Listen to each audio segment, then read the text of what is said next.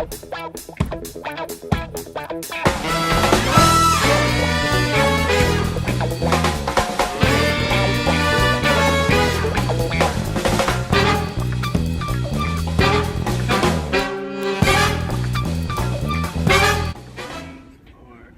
nice guest here, Father Connolly. So, how long have you known our beloved Granny? I think it was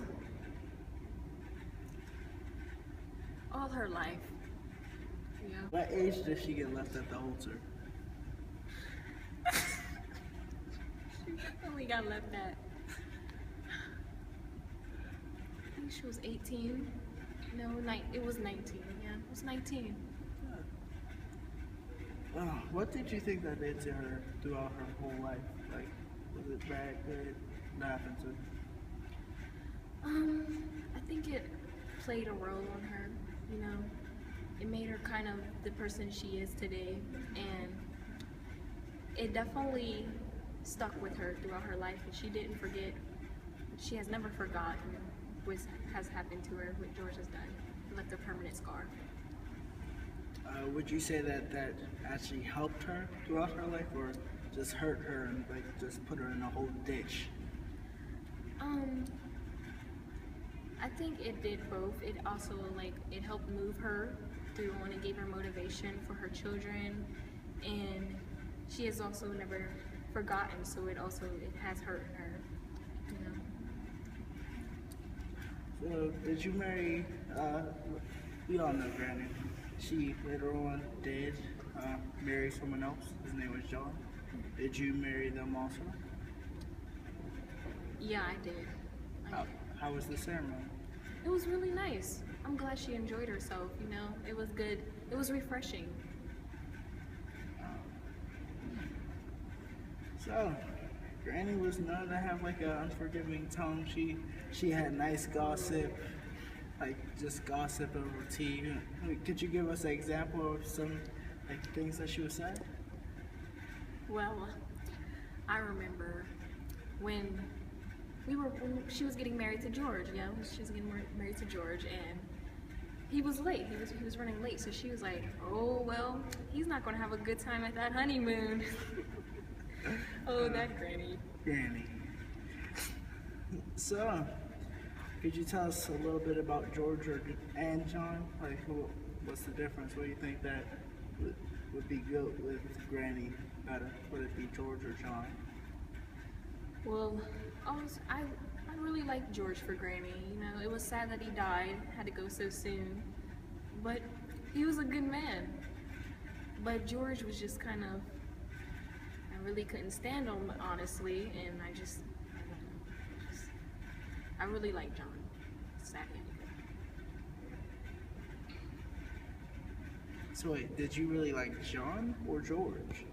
Because you got your names mixed up there for a second. I really like John. Yeah. Because George is the one that stood her up Yeah, at the George altar. is, yeah. You have any comments about him?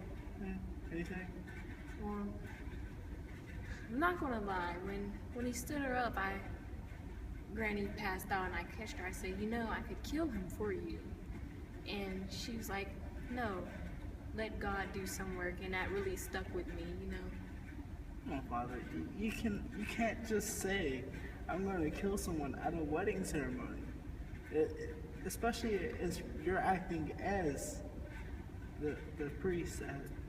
Yeah, well, I guess we all have to learn sometimes. You know, my job is learning. It's never done.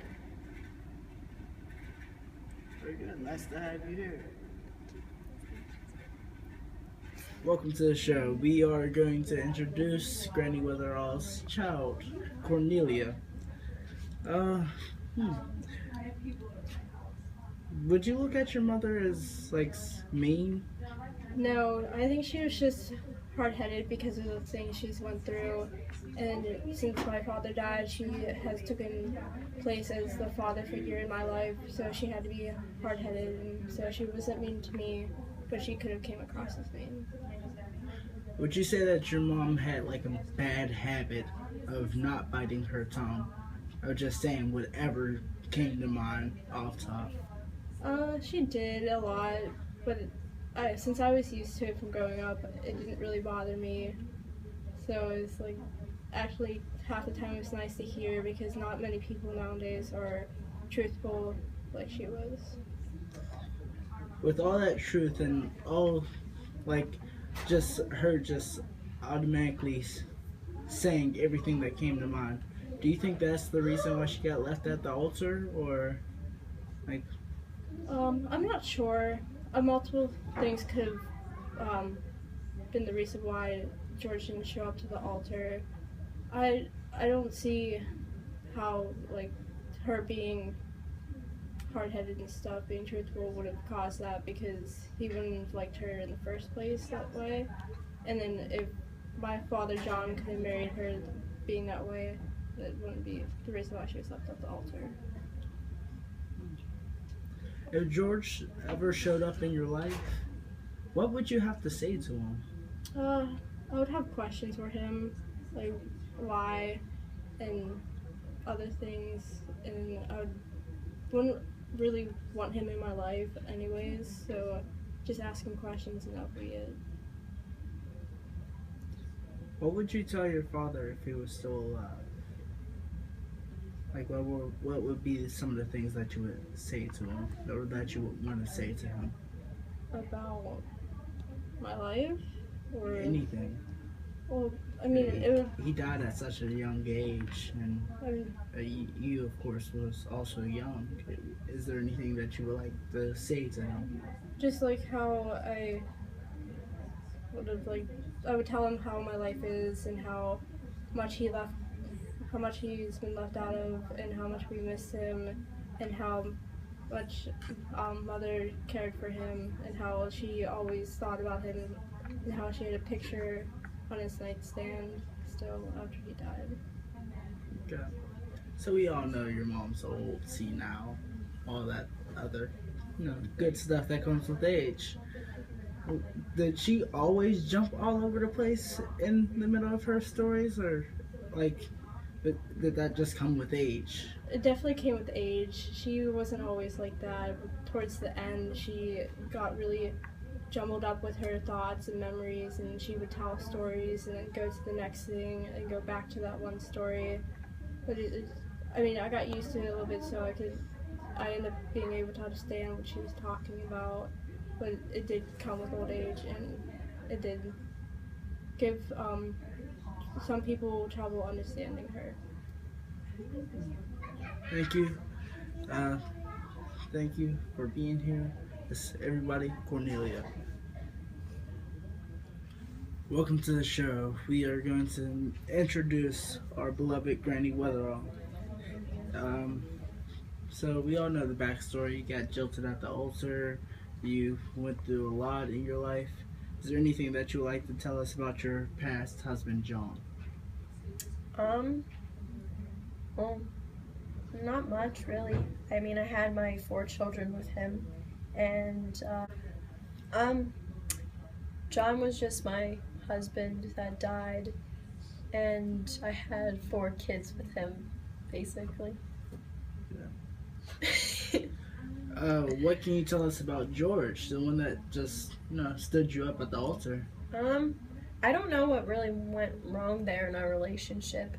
I got at the altar and he wasn't there.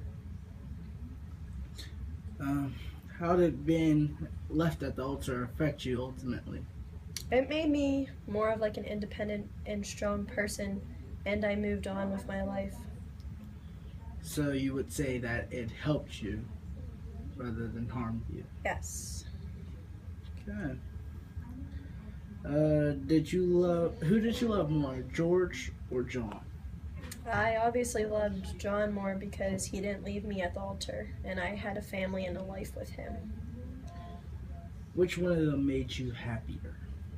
John. Mm-hmm.